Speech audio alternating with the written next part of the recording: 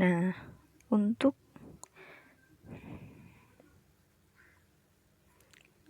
hari ini kita akan membahas tentang besaran turunan. Jadi kalau kemarin kita sudah bahas tentang besaran pokok, hari ini kita bahas tentang besaran turunan. Jadi besaran itu dalam fisika ada dua. Yang pertama pokok kemarin, yang panjang, massa itu. Terus kalau yang kedua ada besaran turunan. Besaran turunan itu yang mana? Jadi dari besaran pokok kemarin yang 7, selain semua besaran, selain 7 besaran pokok itu termasuk besaran turunan. Contohnya apa? Bisa dibuka di LKS halaman 9, LKS IPA ya. Jadi di situ disebutkan bahwa semua besaran kecuali besaran pokok itu adalah besaran turunan. Contohnya yang belum kesebut di besaran turunan adalah luas. Jadi luas itu adalah besaran turunan. Kenapa toh kok alasannya disebut besaran turunan? Jadi luas itu kan biasanya satuannya, contoh satuannya meter persegi. Gini kan satuannya, meter persegi itu terdiri dari meter kali meter. Kemarin meter adalah satuan panjang. Jadi panjang kali panjang. Nah, inilah alasan kenapa dia dinamakan turunan. Dia terdiri dari beberapa besaran pokok yang beroperasi. Ada yang dikalikan, ada yang dibagi. Contoh lagi volume. Volume itu juga termasuk besaran turunan. Kenapa?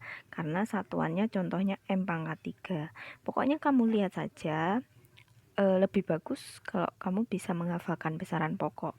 Jadi selain besaran pokok itu adalah besaran turunan gitu. Jadi kalau ada pertanyaan yang termasuk besaran turunan adalah misalkan ada A, B, C, D misalkan gitu, dilihat saja jawabannya berarti yang bukan besaran pokok. Lalu untuk selanjutnya,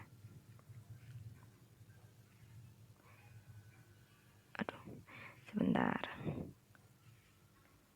benar yang ini ya.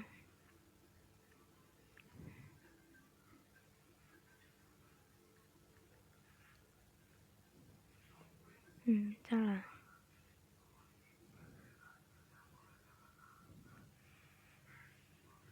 Oh ini.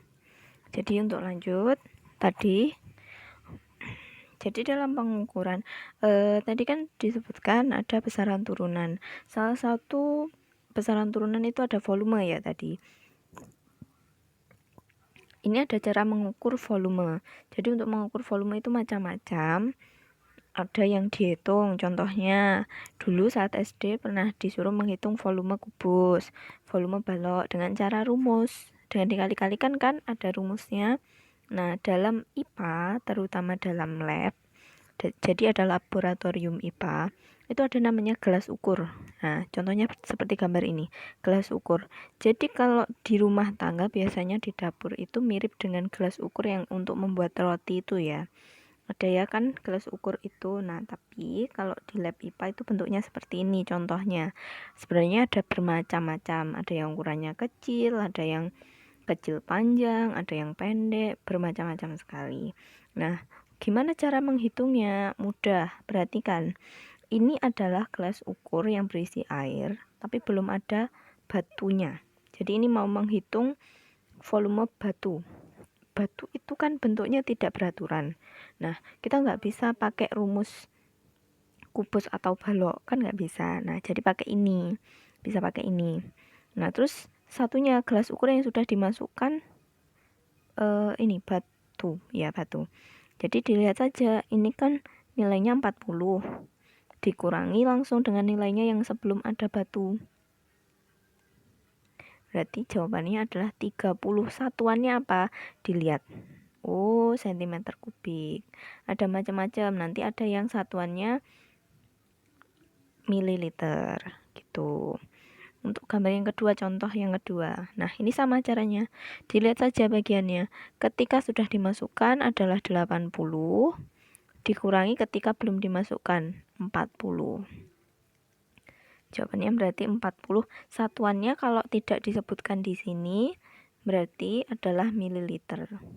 Jadi biasanya memang dipakai itu yang mililiter ya. Selanjutnya saya akan membahas tentang massa jenis. Jadi salah satu besaran turunan itu ada namanya massa jenis. Apa itu massa jenis? Jadi dia adalah perbandingan volume dengan berat benda. Untuk simbolnya sendiri, massa jenis itu simbolnya adalah rho. Bentuknya gini. Jadi kayak P tapi miring, gini. Bacanya rho. Untuk rumus rho sendiri adalah M per V. M itu apa? M kecil. M itu massa. V itu apa? Volume. Jadi rumusnya massa per volume. Kalau ada pertanyaan seperti biasa, ini berarti rho-nya, ini massanya, ini V-nya. Kalau ditanya rho berarti rumusnya M per V, ditanya V rumusnya M per rho, ditanya M berarti rumusnya rho kali V. Ya, segitiga ini tolong dicatat. Untuk contoh soal misalkan sebuah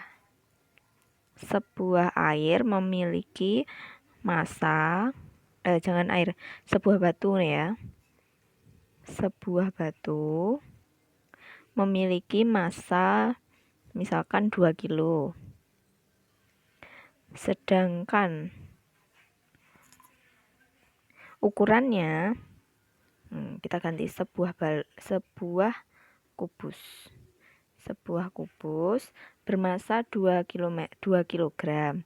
Kemudian ukurannya jari-jarinya sisi kubus. Kok jari-jari ya? Sisi ya. Sisinya 2 meter. Berapa massa jenisnya? Nah, jangan lupa massa jenis rumusnya adalah M per V, massa per volume. Kita lihat, M-nya sudah ada. M-nya sudah dituliskan 2 kilogram.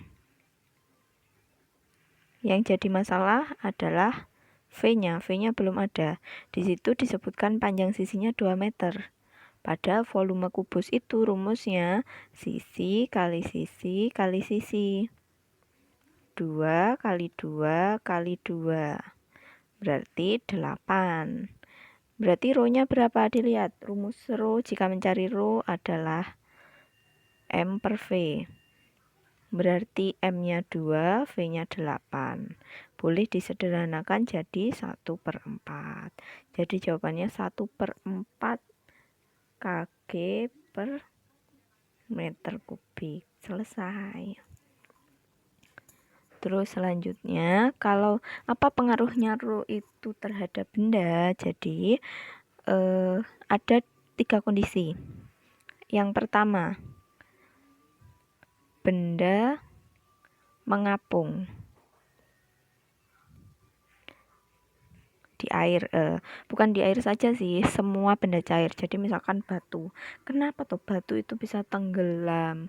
Kenapa kok kertas itu bisa mengapung? Jadi kalau benda mengapung itu gambarnya seperti ini.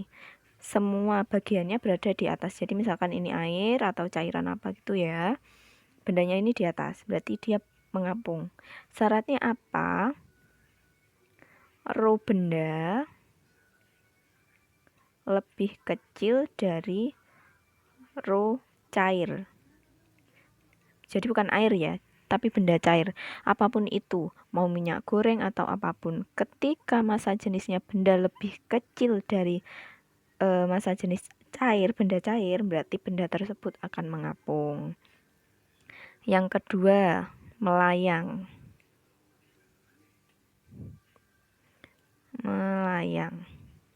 Bagaimana kondisinya? Melayang itu yang sebagian tenggelam, sebagian mengapung. Apakah ada benda seperti itu? Ada.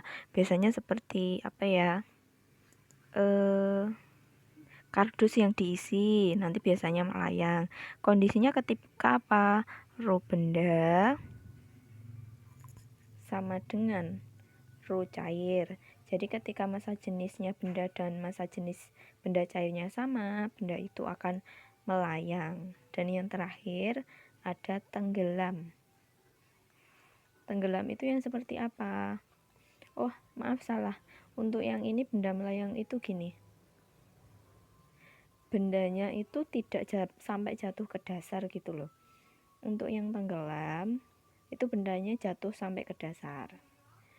Nah, gimana ketika rho benda lebih besar dari rho benda cair? Oke, itu ya. Terus kemudian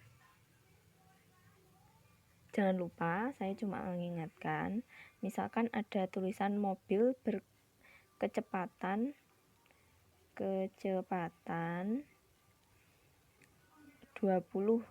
km per jam. Nah, kecepatan ini dinamakan, bukan satuan, besaran. Ini namanya besaran.